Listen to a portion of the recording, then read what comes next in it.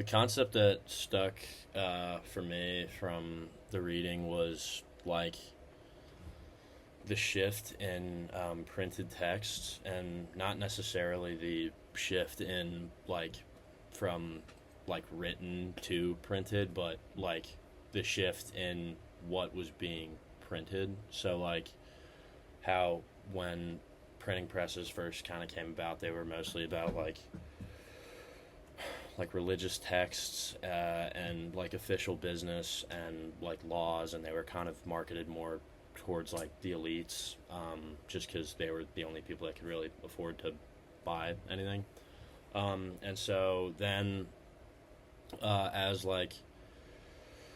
printers or printing presses started becoming more and more like common, and like as it evolved, they started to produce like pamphlets with whatever information and other things like opinion pieces and whatnot, just things that kind of were more broad and kind of applied to larger groups of people rather than just aristocrats. And so the class connection that I chose was when we were in the archives, I took a look at the Gentleman's Magazine, and that was around the 1700s. The copy we had was from 1776, and all the information that was being relayed in that wasn't just like new law passed in legislation or whatever, but it was mostly centered around like trade agreements and like kind of news that affected the whole of like England, and like news on war, and it was from the past month, and that was kind of like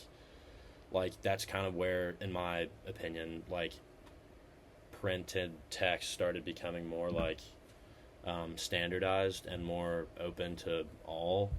And so then for the personal connection, I think it kind of relates back to just the concept of like niche nation, and how media has kind of very progressively become more and more relevant to all people, going from being like them just printing out new Bibles to now it being like about localized news and having like algorithms on social media apps. And yeah.